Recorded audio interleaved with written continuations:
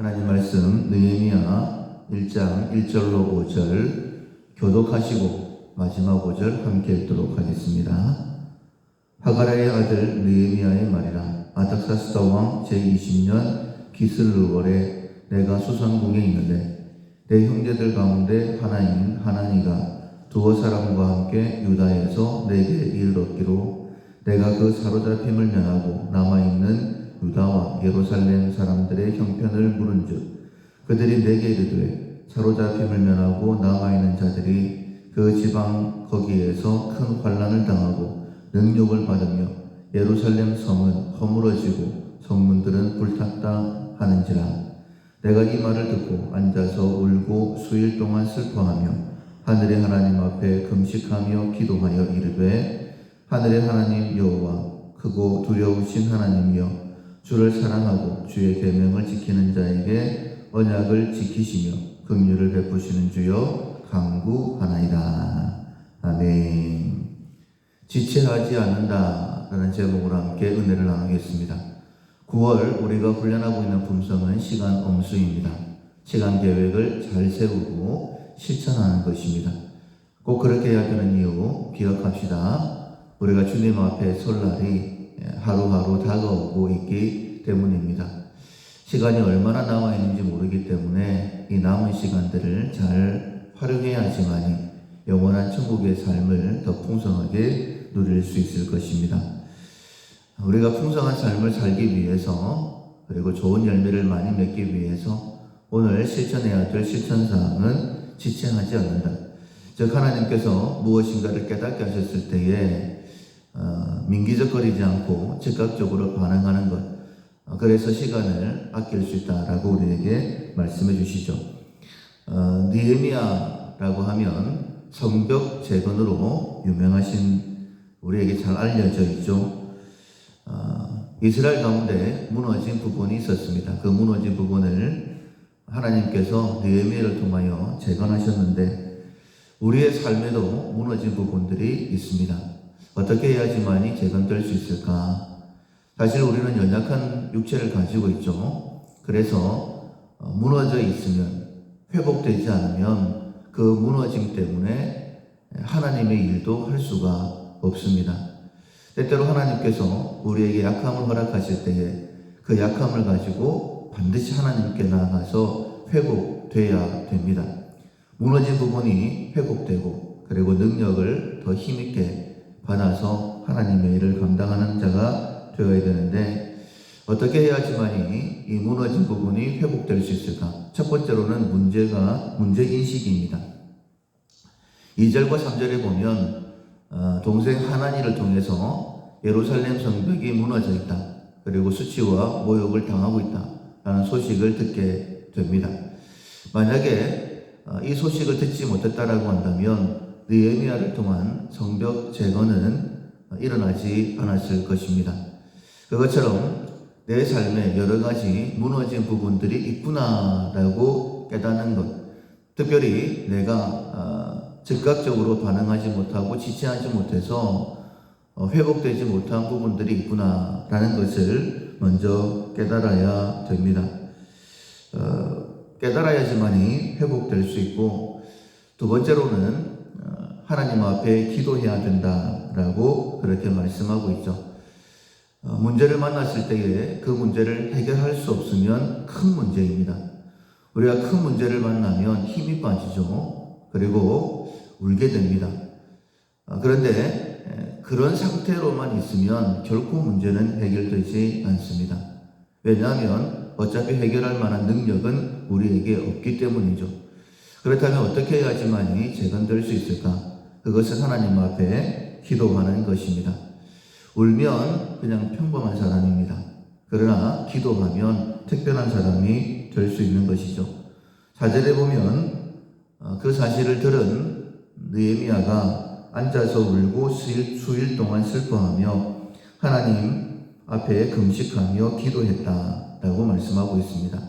그러니까 회복이라는 것은 기도를 통하여 시작된다라고 말씀드릴 수 있죠. 그래서 울며 슬퍼하는 마음으로 입을 벌려서 하나님 앞에 기도해야 됩니다. 그래서 우리가 찬양할 때도 내 기도하는 그 시간, 그때가 가장 귀하다 라고 찬양을 하는데, 그 이유는 무엇이냐면 기도하게 되어지면 우리가 하나님의 은혜를 경험할 수 있게 되기 때문이죠. 히브리서 11장 1절에 보면 믿음은 바라는 것들의 실상이요 보지 못하는 것들의 증거이다 라고 그렇게 우리에게 말씀하셨죠. 그래서 믿음으로 기도하게 되면 여러 가지 증거, 하나님 살아계신 그 증거들을 우리가 보게 되는 것입니다. 하나님께 나아가는 자는 반드시 그가 계신 것과 또한 자기를 찾는 자들에게 상 주시는 이심을 믿어야 된다라고 말씀을 하셨죠. 믿음이라는 것 자체가 하나님 계시는 것, 그리고 하나님께 구하면 하나님께서 응답하신다라고 받아들이는 거예요. 그래서 참 좋은 것은 하나님께서는 그 일을 이루어 주실 수 있고 기도하는 자는 회복될 수 있음을 우리가 하나님의 말씀을 통하여 많이 듣지 않습니까? 그렇다면 느헤미야의 기도의 핵심은 무엇이었을까? 첫 번째로는 하나님께 시선을 고정했다는 겁니다. 하늘에 계신 하나님이여, 그리고 긍휼을 베푸시는 주여 간구하나이다. 하나님께 소망을 두고 기도하고 있죠. 굉장히 중요합니다. 우리는 환경에 의해서 누군가가 나를 도와줄 수 있지 않을까? 일이 이렇게 진행되니까 이런 결과가 나올 거야. 그런 환경에 의해서 좌지우지 되지 않습니다. 우리가 믿고 의지하는 분은 변하지 아니하시는 하나님이시죠. 절대 사람 의지하면 안 되고, 우리가 자주 말씀을 듣는 것처럼 환경에 지배를 받으면 안 됩니다. 이사야 2장 22절에 보면 이사야를 통하여 우리에게 이렇게 말씀하십니다. 너희는 인생을 의지하지 말라. 그의 호흡은 코에 있나니 수에 칠 가치가 어디 있느냐 라고 말씀을 하시죠. 우리가 모르는 말 아닙니다. 나 자신도 의지하면 안 되고 그 어떤 누구도 의지하면 안 됩니다. 하나님께서 싫어하시죠. 아직 준비가 안 됐다라고 판단하실 것입니다. 우리가 잘 아는 것처럼 요셉이 술 맡은 관원장이 회복될 것이다 라고 꿈을 해석해주고 난 다음에 그에게 기대를 가지고 고합니다. 나는 히브리 사람이고 여기 들어올 만한 일을 하지 않았다. 당신이 득이하거든, 다시 지위를 회복하거든 나를 기억하고 나를 여기서 꺼내달라 라고 부탁을 하죠. 요셉의 삶을 지금까지 인도하셨던 하나님, 그가 노예가 됐을 때도 하나님을 기억했기에 형통한 자가 되었다라고 했습니다. 억울하게 감옥에 갇혔을 때도 하나님을 기억했기 때문에 그는 형통하다라고 말씀을 들었죠.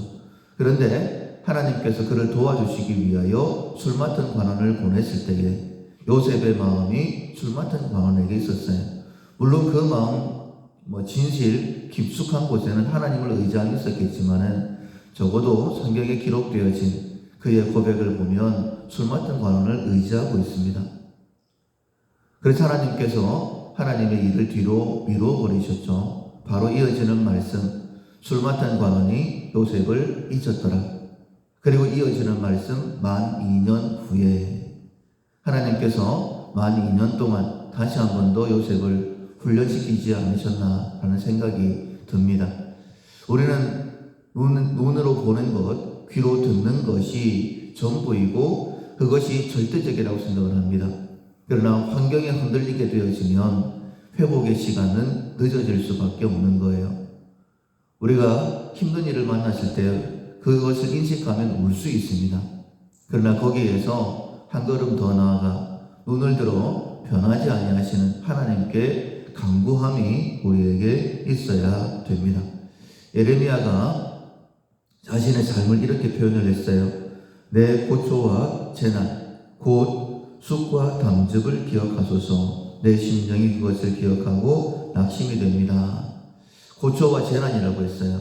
그것을 쑥과 담즙이다라고 표현을 했습니다.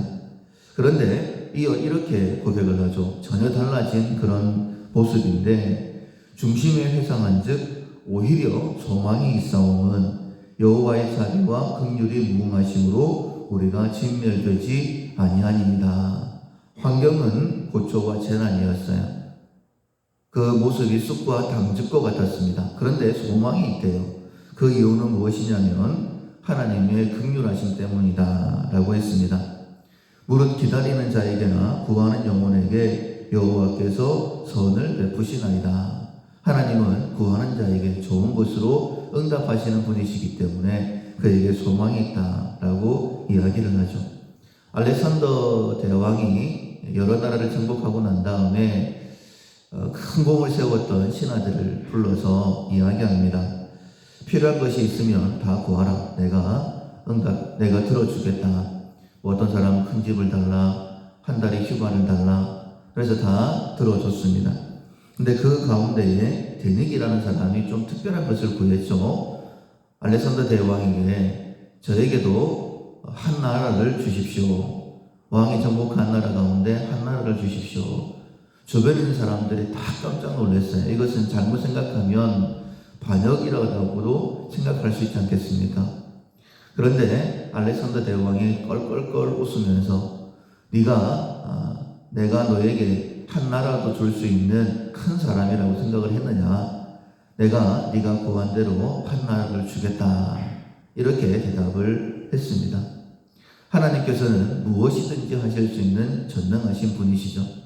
그렇다면 우리 또한 그 전능하신 하나님 앞에 구하기를 주저하지 않아야 됩니다. 윌리엄 캐럿 선교사님이 이렇게 이야기했습니다. 위대하신 하나님을 믿으라. 위대하신 하나님의 일을 구하라. 그리고 위대하신 하나님께서 위대하신 일을 행하실 것을 기대해라 라고 우리에게 권면을 하죠. 한마디도 틀린 말이 없습니다. 하나님은 위대하신 분이십니다. 그리고 위대하신 그 일을 우리를 통하여 이루기를 원하십니다. 그 일 가운데 가장 큰 것이 영혼 구원이죠. 그래서 우리가 하나님 앞에, 그 위대하신 하나님 앞에 위대하신 하나님의 일을 구하는 거예요. 특별히 나를 통하여 그 일이 이루어지기를 원합니다. 하나님께서 하나님의 일을 위해서 우리를 부르고 계십니다. 근데 그 부르심 앞에 조금이라도 지체한다면 그 지체하는 것만큼 시간을 허비하게 되는 것이죠. 더 많은 일, 더 큰 일, 더 놀라운 일을 이루어 드릴 수 있는데 그 기회를 잊어버리게 되는 것입니다. 하나님께서 느헤미야를 통하여 성벽을 재건하시려고 참 암울한 소식을 듣게 하셨죠.